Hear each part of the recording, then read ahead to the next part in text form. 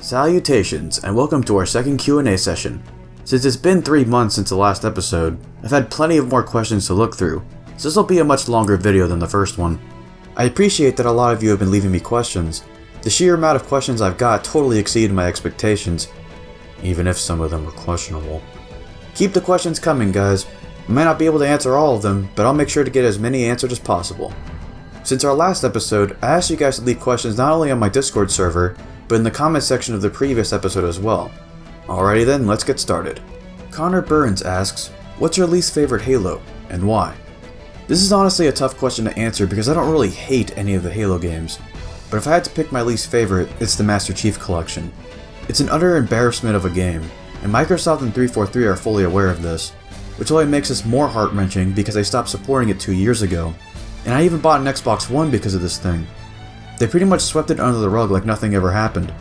The game still doesn't have an in-game file browser, no join in progress for custom games, very limited armor selection, campaign terminals force me to use that terrible glitchy Halo app. I could just keep going on. However, the MCC does play very well when it actually works. It is what I use to fill my Lemme Smash series, so at least it has that going for it, I guess. Nick from Breaking the Clutch asks, which previous Halo title should the next Halo game be a reflection of? I'd personally like to see Halo 6, or whatever new Halo game they come out with, to reference both Combat Evolved and Halo 3. The inspirations from CE would stem from that feeling of mystery that the art direction gives off, as well as the open-ended levels such as Halo and the Silent Cartographer. The next game would take notes from Halo 3 by including epic ground encounters that are comparable to the Scarab fights, as Halo 3's campaign was designed to be grandiose in scale compared to the 2 previous Halo titles at the time. We haven't really had ground battles of that size since Halo 3 if I remember correctly. ODST had a Scarab near the end of the game, but that battle felt very underwhelming in comparison.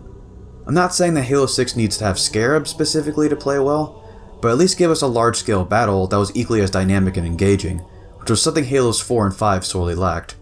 Seba from Discord asks, I'm really hoping I said that name right by the way, was removing dual-wield needlers a bad idea in Halo 3? Honestly, no it wasn't. At the time, Halo 3's Needler was the best iteration of the weapon the series has ever seen, and it was actually a viable weapon for once. The speed of the projectiles combined with the heat-seeking properties of the Blamite needles were cranked up to 11 compared to the Halo 2 version. In that version, Needler required you to dual-wield them if you wanted Needler kills. Mihir Gates asks, what's your favorite Halo CE multiplayer map? If we're talking about vanilla Combat Evolved, my favorite map would have to be Battle Creek. I can't recall ever having a bad time playing on that map, even if I got absolutely wrecked.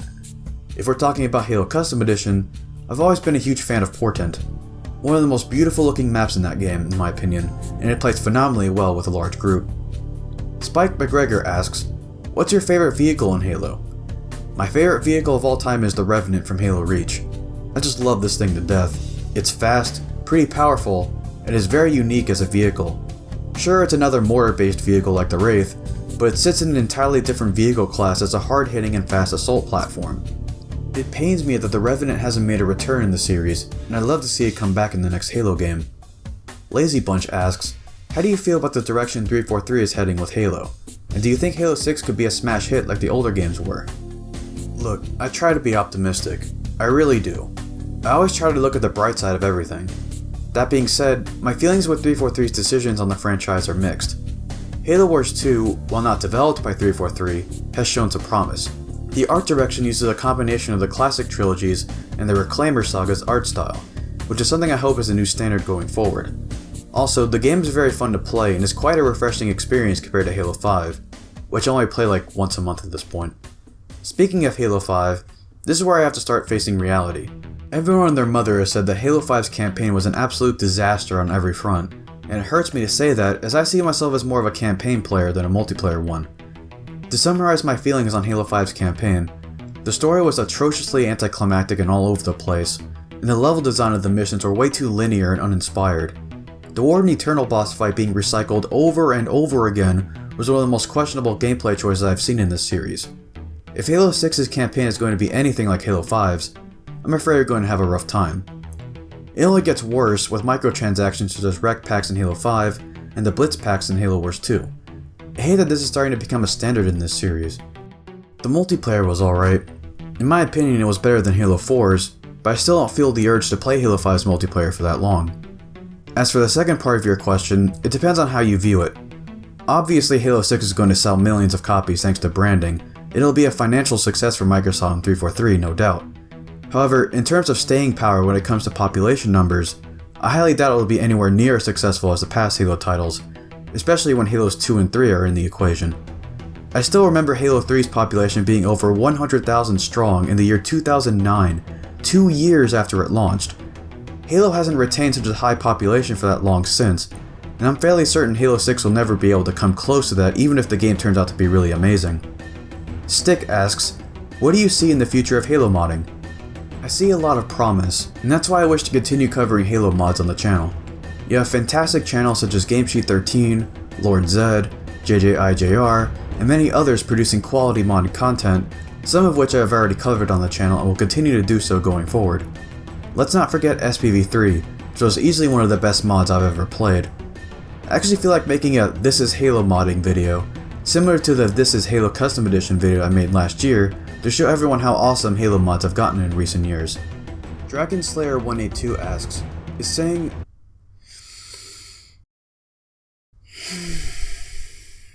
saying Wart racist if you're not a Sangheili?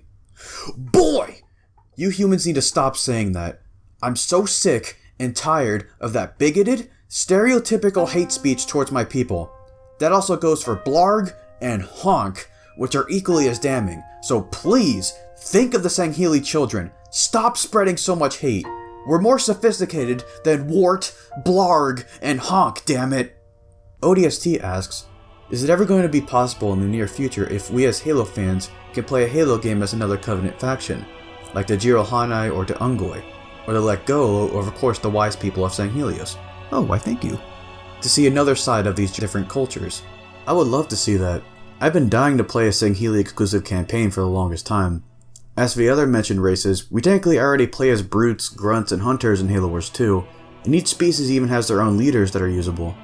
In fact, Halo Wars 2's Awakening the Nightmare expansion has the player use brute leaders during the DLC's campaign missions.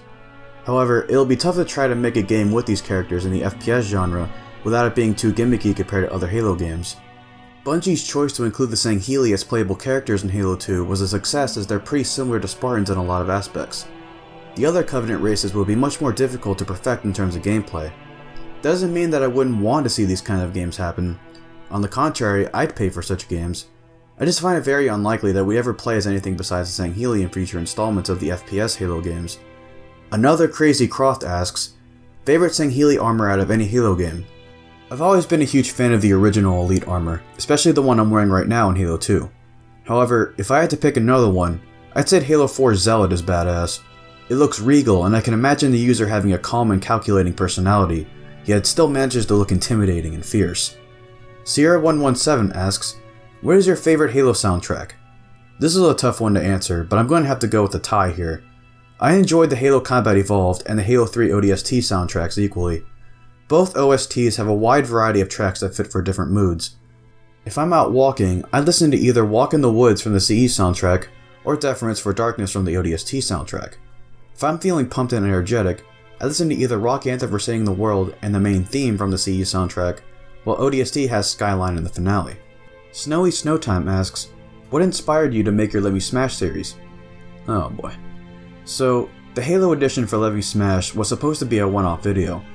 I was originally using that video as an April Fool's joke, and I had the title be something really edgy like, an important announcement regarding the future of this YouTube channel, only for it to turn out to be a bad shitpost in Machinima Forum when the person clicked on it. What I wasn't expecting was for it to become so popular after April Fool's. People are even telling me this is their favorite Machinima series and that it beats Red vs. Blue. I mean, I personally disagree on that, but I'm not going to stop your opinion. And I'm still processing the idea that so many people like it. Once I saw how popular my first episode got, it warranted a sequel, and the demand ended up getting higher and higher, and now it's become a standard form of content for the channel. I'm really happy that Lemme Smash has helped to contribute to the growth of this channel, and I appreciate the support it's been getting these past few months. But I'm just going to be frank with you guys on something, and I've been thinking about this for a long time. I'm kind of scared. I'm worried that people will only remember me for my Lemme Smash series and ignore my other work. I don't want to just do Halo Machinima for the channel. I want to expand and do other kinds of Halo videos too. While I like filming and editing Lemme Smash, I also really enjoy producing serious work, such as the most recent Halo beta video I did on the Halo Wars Alpha. That monster took me 2 months to make, and I really hope that video gains more traction soon. This isn't me saying I'm quitting Lemme Smash, as that's far from the truth. I still like making them, but I equally like making other different kinds of vids as well. I hope you guys understand.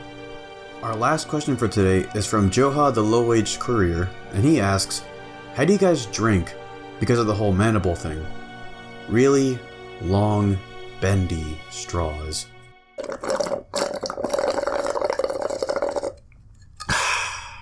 And that's it for...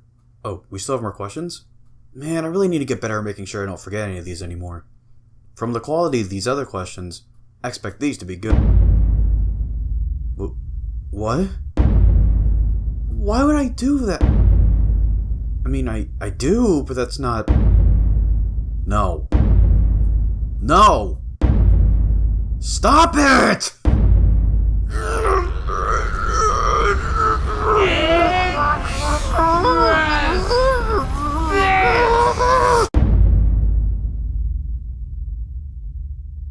And that's it for our second Q&A session.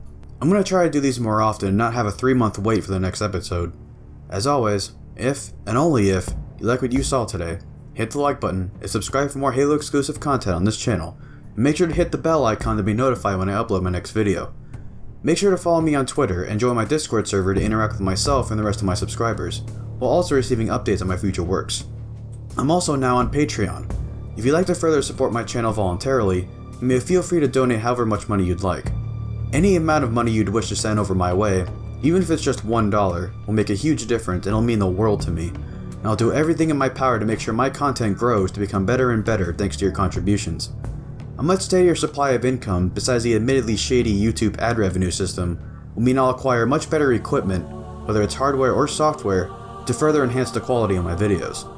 As a patron, you'll gain bonuses such as appearing in the credits at the end of my videos, and have exclusive access to behind-the-scenes content for myself and how I produce my videos. Shoutouts to both Storm from Storm and Blackbird and Mihir Gates for being our first 2 patrons. They also have YouTube channels, and I urge you to subscribe to the both of them. This is the Vengeful Vadam, and I'll see you on the great journey.